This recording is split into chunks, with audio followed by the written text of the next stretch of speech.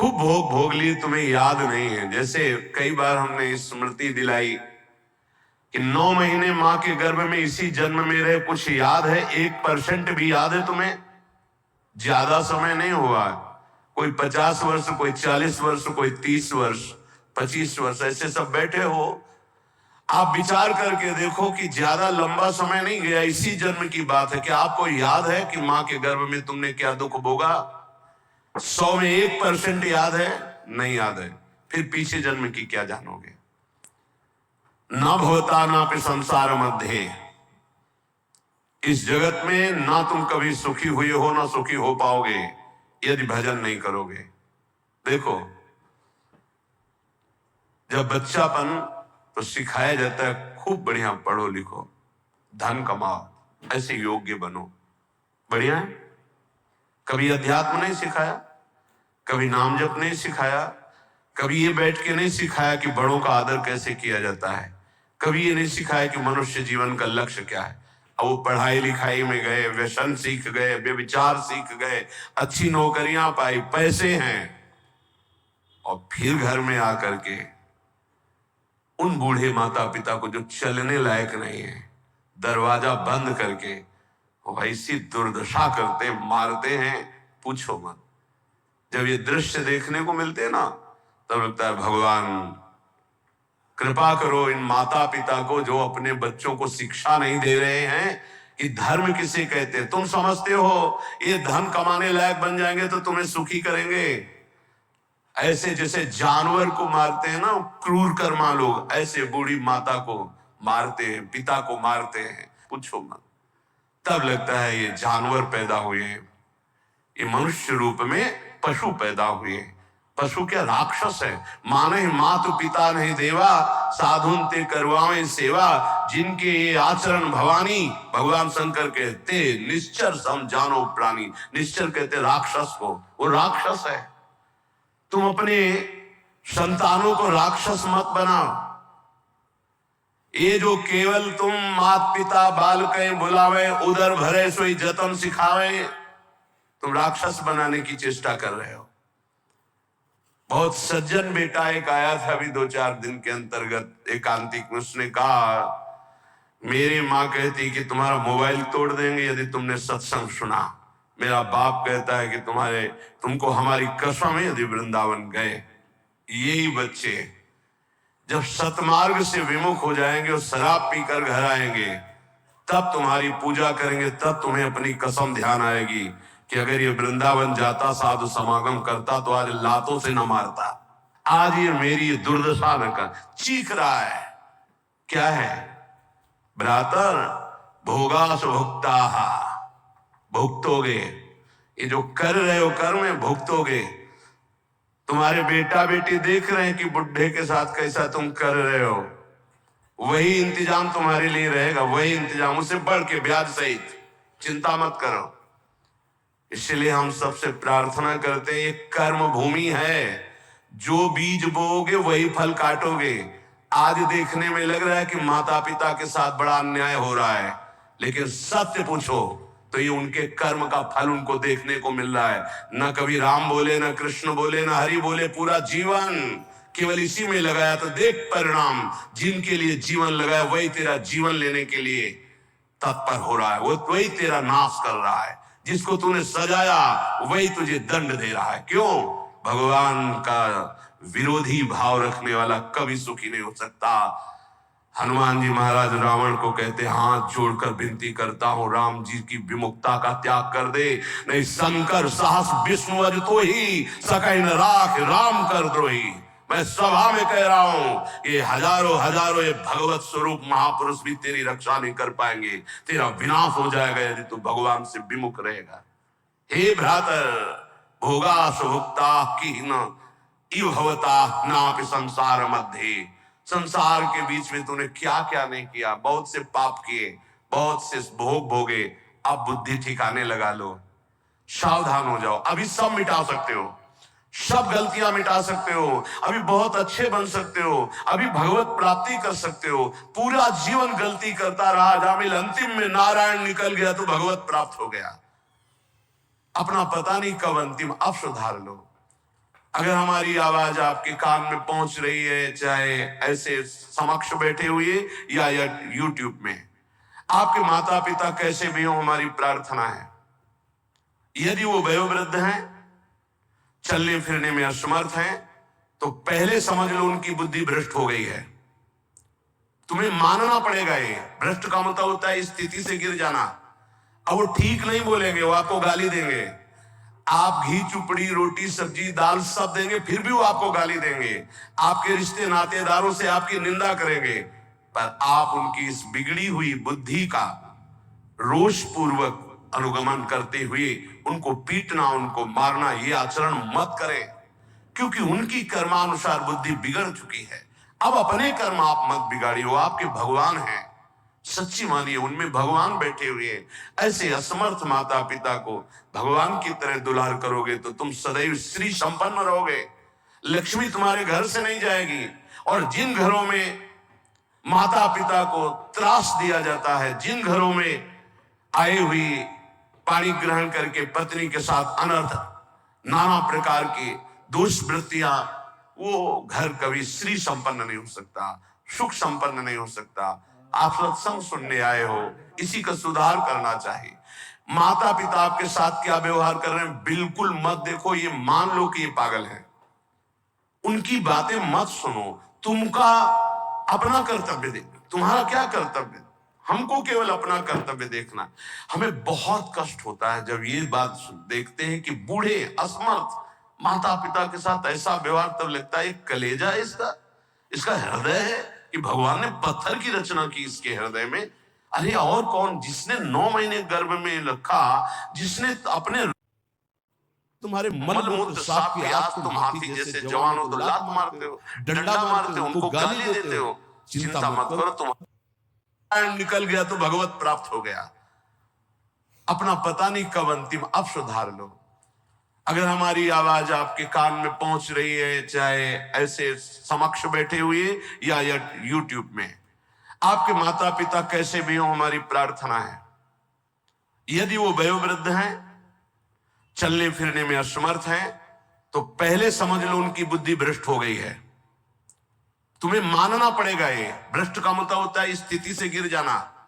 अब वो ठीक नहीं बोलेंगे, वो आपको गाली देंगे। आप घी चुपड़ी रोटी सब्जी दाल सब देंगे, फिर भी वो आपको गाली देंगे। आपके रिश्ते नातेदारों से आपकी निंदा करेंगे, पर आप उनकी इस बिगड़ी हुई बुद्धि का रोष पूर्वक अनुगमन करते हुए उनको पीटना, उनको मारना, ये आचरण मत करें, क्योंकि उनकी कर्मानुसार बुद्धि बिगड़ चुकी है। अब अपने कर्म आप मत बिगाड़िए, वो आपके भगवान हैं। सच्ची मानिए, उनमें भगवान बैठे हुए हैं। ऐसे असमर्थ माता पिता को भगवान की तरह दुलार करोगे तो तुम सदैव श्री संपन्न रहोगे। लक्ष्मी तुम्हारे घर से नहीं जाएगी। और जिन घरों में माता पिता को त्रास दिया जाता है, जिन घरों में आई हुई पानी ग्रहण करके पत्नी के साथ अनर्थ नाना प्रकार की दुष्वृत्तियां, वो घर कभी श्री संपन्न नहीं हो सकता, सुख संपन्न नहीं हो सकता। आप सत्संग सुनने आए हो, इसी का सुधार करना चाहिए। माता पिता आपके साथ क्या व्यवहार कर रहे हैं बिल्कुल मत देखो, ये मान लो कि ये पागल है, उनकी बातें मत सुनो। तुमका अपना कर्तव्य देख, तुम्हारा क्या कर्तव्य, हमको केवल अपना कर्तव्य देखना। हमें बहुत कष्ट होता है जब ये बात देखते हैं कि बूढ़े असमर्थ माता पिता के साथ ऐसा व्यवहार, तब लगता है कलेजा है इसका हृदय है कि भगवान ने पत्थर की रचना की इसके हृदय में।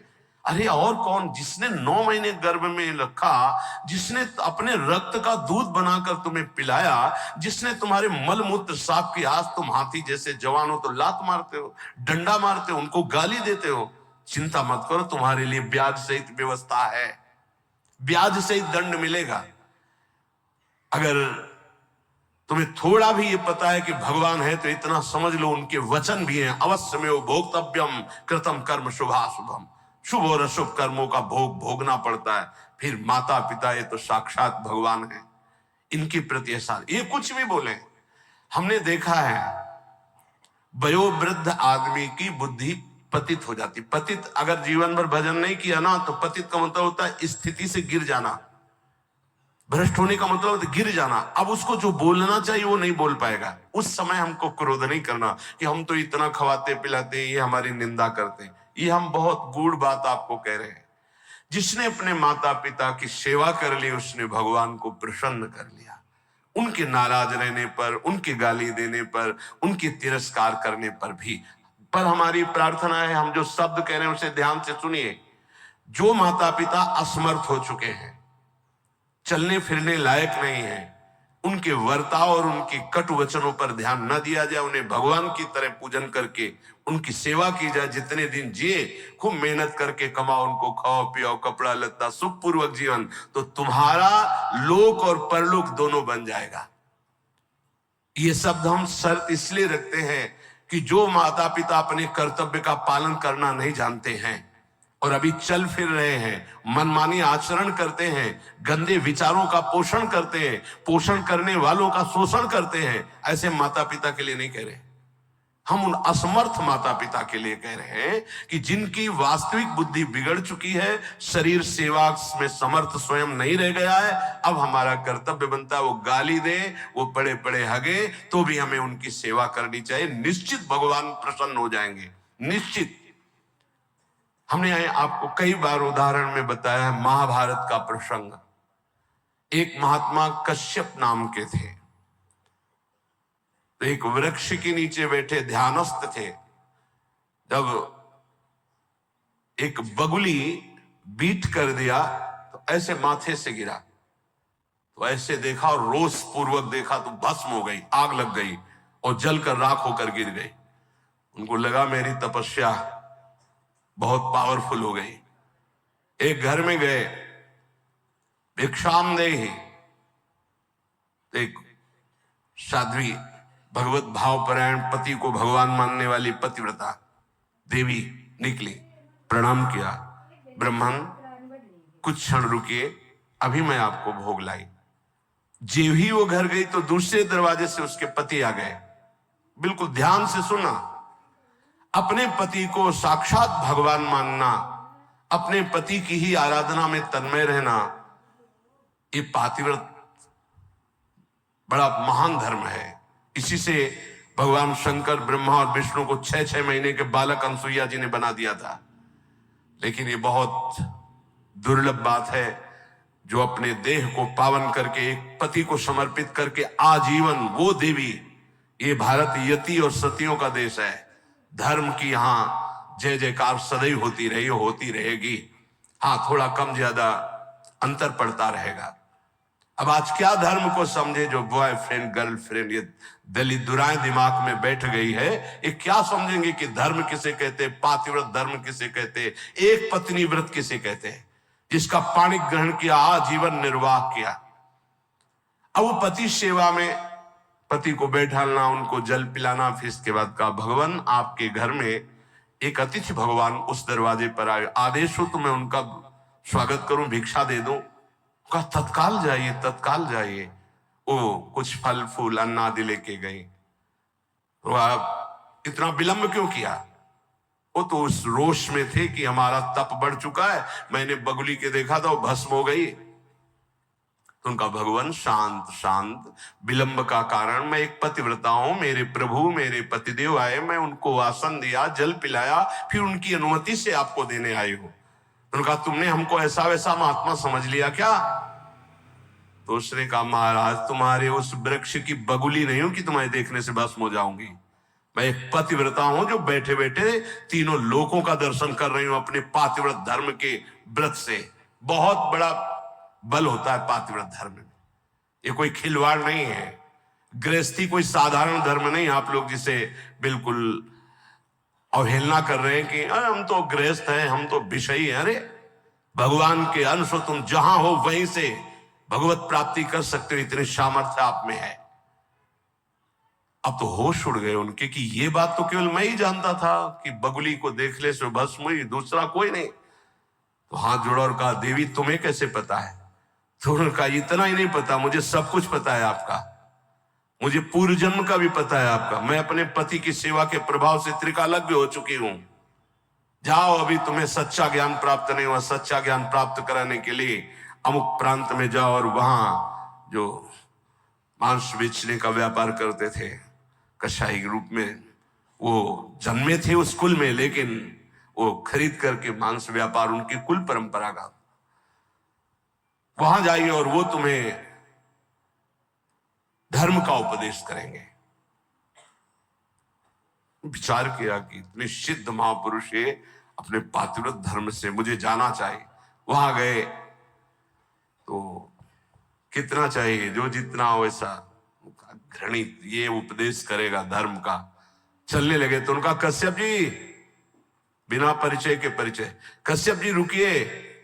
रुके, आपको अमुक गांव की पतिव्रता पत्नी ने भेजा है ना? हाँ। पहले फोन तो था नहीं कि फोन कर दिया होगा। बोले आप रुकिए, मैं अपना व्यापार रूपी पूजा कर्म कर लूं, फिर आपको मैं उपदेश करता हूं। आश्चर्यचकित हो गए, इतना मलिन कार्य करने वाला और त्रिकालज्ञ है, ये भी बिना परिचय के परिचय जानता है, और वो पत्नी ने क्या कहा ये मुझे कैसे।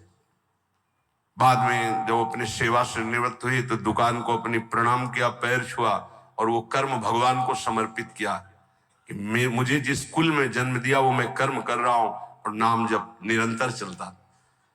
उन्होंने कहा पहले तो मैं पूछना चाहता हूं आप इतना निंदनीय कर्म क्यों करते हैं? तो उनका है मेरी कुल परंपरा से चल रहा है। फिर तुमको इतना पवित्र ज्ञान कैसे हो गया तीनों काल का?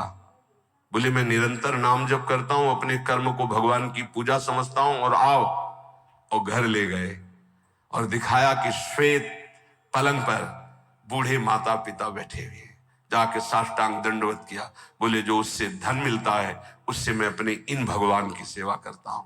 रात दिन माता पिता की सेवा के प्रभाव से, नाम जप के प्रभाव से, अपने व्यापार को भगवान की पूजा समझने के प्रभाव से मुझे तीनों काल का ज्ञान है। तो उन्होंने कहा मेरी तपस्या अपूर्ण क्यों है? कश्यप जी ने, उन्होंने कहा इसलिए कि तुम अपने माता पिता की अवहेलना कर चुके हो और वो वृद्ध माता पिता भटक रहे हैं, उनकी सेवा छोड़कर उनकी अनुमति के बिना तुम ये ऐसा, जाओ पहले उनकी आज्ञा का पालन करो। आप समझो, महाभारत में पढ़ के देखना, भगवान श्री कृष्ण द्वैपायन व्यास देव जी ने लिखा है, आज उन्हीं माता पिता से जिनसे परम सिद्धि प्राप्त होती, परम कृपा प्राप्त होती है, ये नादान लोग नहीं जान पा रहे और अपना कर्म नाश कर रहे हैं, कर्म नाश कर रहे हैं, पूरा जीवन नष्ट कर रहे हैं। हम इस विषय में इसलिए बोल रहे हैं कि आजकल बहुत बच्चे उद्दंड हो रहे हैं और ब्याह हुआ तो वही नई बच्चियां जिनको अपने माता पिता का सम्मान करना नहीं आया, वो अपने पति के माता पिता के साथ दुर्व्यवहार करते हैं, पति के अधीन करके दोनों मिलकर उनको पीड़ा पहुंचाते हैं। हम वयोवृद्धि की बात कह रहे हैं, हम उनकी बात नहीं कर रहे जो समर्थ है कर सकते हैं, जो शोषण करते हैं हम उनकी बात नहीं कर रहे। हम उनकी बात करें जो असमर्थ है, चलने में भी असमर्थ है, अब उनके ऊपर डंडे का प्रहार, उनकी पिटाई बिल्कुल ठीक नहीं। हे भ्रातर, भोगा सुभुक्ता, जो तुम कर्म कर रहे हो सुभुक्ता तुम्हें भोगना पड़ेगा और बहुत भोग चुके हो। जैसे मां के गर्भ में कितना बड़ा दंड भोगा तुम्हें याद भी नहीं है। इसलिए भवतानापि संसार मध्य, दोबारा इस संसार के बीच में जन्म ना हो, ऐसा उपाय कर लो। क्या? विद्यादान ध्वराद्य ही कति कति जगति ख्याति पूजाद्य लब्धा, इससे तुम्हारा जन्म मरण नहीं रुकेगा। बहुत पढ़ लिख कर विद्वान हो गए हो तो तुम्हारी ख्याति हो जाएगी, बहुत दान दे दोगे तो तुम्हारा यश हो जाएगा, बहुत भोग सामग्री आहार विहार बांट दोगे, बहुतायत रूप में तुम्हारे पास आ जाएगी, लेकिन तुम्हारा जन्म मरण नहीं रुकेगा। जन्म मरण रुकेगा अद्याहारे पियादृच्छिक उर्गुणवानप्य हो समृतात्मा श्रीमद वृंदावनेस्मिन् सतत मठ सखी सर्वतो मुक्त संगाहा। आहार विहार की चिंता छोड़ दो, योगक्षेमम वहाम्यहम का ठेका भगवान लेते हैं। अपने कर्तव्य का धर्म पूर्वक पालन करो, धन की चिंता मत करो। आ जाओ श्री धाम वृंदावन, सत्संग सुनो, उसके अनुसार आचरण करो, साधना भजन करो, तुम्हारा परम मंगल हो जाएगा, आवागमन से मुक्त हो जाओगे।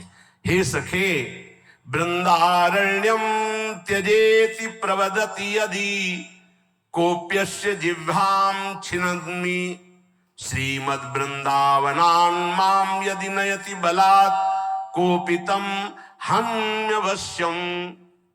यदि किसी ने मुझे वृंदावन से बाहर जाने की बात कह दी तो मैं उसकी, इतनी अनन्य निष्ठा है श्रीपाद की। बोले आप एक बार आइए, उनसे कहना पड़ता है कि क्षमा कीजिएगा, श्रीधाम वृंदावन का क्षेत्र संन्यास है। क्षेत्र संन्यास का तात्पर्य होता है मैं जिस क्षेत्र में संन्यास ले रहा हूं उस क्षेत्र का कभी त्याग नहीं कर सकता, इसे क्षेत्र संन्यास, अनन्य निष्ठा। और कह रहे हैं यदि कोई मुझे रिश्ते नाते या किसी संबंध से बलात् वृंदावन से बाहर करने की कोशिश करेगा तो मैं उसको श्रीमद् वृंदावनान् मां यदि नयति बलात् कोपितम हन्यवश्यम। बहुत जोर की बात है, बहुत होश में सुनना। ये दो बातें तो हो गई अनन्य निष्ठा की, अब रहने की बात कर रहे हैं। एक गजब की वृंदावन की निष्ठा है श्रीपाद प्रबोधानंद जी की। जबान काटने का मतलब होता है मैं तुम्हारी बात नहीं मानूंगा। देखो नहीं, जैसे गुरुजन बात कर रहे हो तो आप उन्हें कहते क्यों बार बार हमारी जबान को काट रहा है, जो हमें बोल रहा हूं बात मान। जबान काटने के दो अर्थ होते हैं, एक मूर्खता पूर्वक अर्थ निकाला जाए तो बोले जबान पकड़ के काटना, और एक होता है बात ना मानना। इस सरल शब्दों में संत किसी की जबान नहीं काटते, संत उनकी बात नहीं मानते, यही है जबान काटना। बोले हमारी जबान को बार बार काट रहे हो, हम जो कह रहे हैं उसको नहीं मानना मतलब जबान काटना। उसको सरल शब्दों में समझिए। और मारना का तात्पर्य होता है हम आपको आज से अपना नहीं मानते। जैसे ध्रुवदास जी ने इसे सरल भाषा में कहा, माता मित्र श्रुतादित्य तदि ध्रुव तिनको पास, वृंदावन के वास को जिनके नाय हुलास। वो कोई भी हो, हम अपना संबंध नहीं मानते हैं जो हमें वृंदावन से बाहर कर सके, ऐसे इसका अर्थ लो। अब जो कह रहे हैं वो बहुत गूढ़ विषय है। कामम वेश्याम उपेयाम न खलु परिणया यान्यतो यामि कामम चौर्यम कुर्याम धनार्थम न तो चलति पदहंत वृंदावनान में। कैसे अर्थ पड़े, हिम्मत ले पड़े। कामम वेश्याम उपेयाम न खलु परिणया यान्यतो यामि कामम। बहुत ऊंची निष्ठा है, इसलिए समझ पाना बहुत कठिन है। ये बहुत बड़ी बात कह रहे हैं कि वृंदावन में मैं वैश्यागमन करके भी रहना स्वीकार कर सकता हूं, लेकिन वृंदावन के बाहर में बहुत बड़ी बात कह रहे हैं। मतलब उसका अर्थ करना कठिन है, क्योंकि उनकी बहुत ऊंची निष्ठा से वो बात कर रहे हैं। भला ब्रह्मबोध संपन्न महापुरुष के अंदर कहीं कामना हो सकती? भला ऐसे अंतःकरण वाले महापुरुष जो प्रेम में निष्ठ है, उनके अंदर कहीं कामना हो सकती है? लेकिन निष्ठा की चरम सीमा का स्वरूप ये निष्ठा की चरम सीमा समझ पाना बहुत कठिन बात होती है, बहुत कठिन बात होती है। रसिक अनन्यमाल में एक चरित्र आता है कि वो उनके गुरुदेव भगवान हरिवंश महाप्रभु थे। उन्होंने बताया जैसे हरिराम व्यास जी को श्याम श्यामा पद कमल संग शिरणायो, श्याम श्यामा के चरणों की जो आराधना करने वाले भक्तजन, उनकी आराधना से निश्चित प्रिया प्रीतम की प्राप्ति हो। उन्होंने गृहस्थ में थे, वो अपने घर में साधु सेवा विस्तार करने लगे। जो अब जहां जैसे संत सुनते उनके घर आते, तो एक नौजवान आदमी ने, जो बिल्कुल कोई मतलब भजन साधन से नहीं, देखा बहुत साधु वेश में हलवा पूड़ी खवाया जाता है और दक्षिणा भी मिलती है, तो पाखंड वेश धारण करके, वो साधु नहीं था, वो वहां गया तो उन्होंने उसका पूजन किया, वैसे ही जैसे संत सेवा करते हैं। अब वहां कोई रोक टोक नहीं थी, तो जैसे ये निष्ठा है ऐसे वो बहुत ऊंची निष्ठा, उसको सब लोग नहीं कर सकते, करना भी नहीं चाहिए। अब उनके घर में एक नवयुवती बच्ची थी जो ब्याह योग्य थी, और माता पिता और सब खूब वैभव ऐश्वर्य और साधु सेवा करते थे। रात्रि में छत में गर्मियों में शयन होता है, तो संत ऊपर, जो संत नहीं थे, केवल वेश मात्र था, वो कुछ ऐसी चेष्टा। बड़ा प्रसंगम सारांश में निष्ठा का स्वरूप। सुबह हुआ, अब आंगन में माता पिता, और वो समझ गया था कि देख, अब वो घबरा रहा था, उसके प्राण व्याकुल होते कि मारे गए हम। हाथ जोड़ा दोनों ने, कहा प्रभु मैं सदैव संतों को भगवान मानता रहा हूं और आपको भी भगवान मानता हूं। आपने जो भी चेष्टा की मैं समझता हूं मेरे राधा वल्लभ लाल का ही इशारा था। आप इस बेटी का पानी ग्रहण करें, सारा महल और ये सब ऐश्वर्य आपका, और मुझे आदेश करें अब मैं अपने गुरु हरिवंश चंद्र जी के पास वृंदावन जाकर, और चल दिए सब छोड़ के। ऐसी निष्ठाएं कहीं हजारों में नहीं होती, कोई बिरला। तो जैसे श्रीपाद कह रहे बहुत ऊंची निष्ठा की बात है, इससे साधारणतया न ले लिया जाए, क्योंकि जो ब्रह्म बोध संपन्न महापुरुष है, नहीं स्वात्मा रामम विषय मृग तृष्णाम भ्रमयति, और दूसरा जो प्रेम में वहां कहीं गुंजाइश ही नहीं है, ये निष्ठा की केवल बात है। कह रहे कि यदि बोले चोरी करके खा लूं, चौर्यम कुर्याम धनार्थम न तो चलती पदम हंत वृंदावनान में, एक कदम वृंदावन से पार नहीं होऊंगा, चाहे मुझे छीन के खाना पड़े, चाहे चोरी करके खाना पड़े, चाहे वृंदावन वृंदावन वृंदावन। इसीलिए इसकी व्याख्या ज्यादा नहीं की कि ये अज्ञानी जीव नहीं समझ पाएंगे। परिहासे प्यन्या प्रिय कथन मुक्तोति बधिरहा। देखो देखो, अब समझना, अगर मैं कभी हंसी मजाक में भी बुरा बोलने की बात आएगी तो गूंगा बन के रहूंगा, कभी किसी को कष्ट देने के लिए हंसी मजाक भी नहीं करूंगा। परिहासे, ऐसे महापुरुष भला जरा सोचना, इसीलिए वहां रुक रहे थे कि शायद है बहुत लोग बाहर के भी बैठे ना समझ पावे इतनी ऊंची स्थिति की बात, और महापुरुष की बात का उपहास करने लगे। परिहासे प्यन्या प्रिय कथन मूकोति बधिरहा। यदि किसी का अप्रिय दुख भरा मेरा वचन उनके कान में पहुंचने का अप्रिय वाला हो तो मैं जिंदगी भर मौन रहूंगा, कभी बोलूंगा नहीं, परिहास में भी नहीं बोलूंगा जिससे किसी का हृदय दुखी हो। और परेशान दोषान श्रुति मनु विलोकेंधनयनहा। यदि वृंदावन में कोई गलत कर रहा है ऐसा मेरे नेत्र देखेंगे तो कभी देखने लायक नहीं रखूंगा अपने नेत्रों को। वृंदावन का दोष मैं नहीं देख सकता, वृंदावन वासी का मैं दोष भाव कभी अपने में, परेशान दोषान हूं, मैं सुनूंगा भी नहीं, मन से भी नहीं चिंतन करूंगा, और बिलोकेंध नयना, देखते हुए भी मैं अंधा बन जाऊंगा, अपने नेत्रों को देखने लायक नहीं रखूंगा। ये निष्ठा वृंदावन और वृंदावन वासी। शिलावन निश्चेष्टा परवपुषि बाधा लव विधौ। यदि कोई हमारे शरीर को पीटने लगेगा तो मैं बिल्कुल पत्थर की काष्ठ की तरह बन जाऊंगा, पीट लो, प्रारब्ध है इस शरीर, मैं पलट कर उसको थप्पड़ नहीं मारूंगा। इतनी बड़ी स्थिति को समझना है। ये ऐसा देखा है, महापुरुषों को देखा है, देखा है। आप लोग इस समय से आधुनिक वातावरण में है कि जहां वो कष्ट नहीं मिले हैं।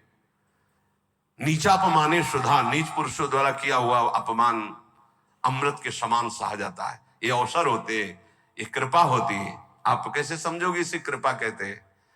ये परीक्षा होती है भूमिका बदलने के लिए। ऐसे भूमिका बदलती अध्यात्म की, बड़े बड़े महापुरुषों की।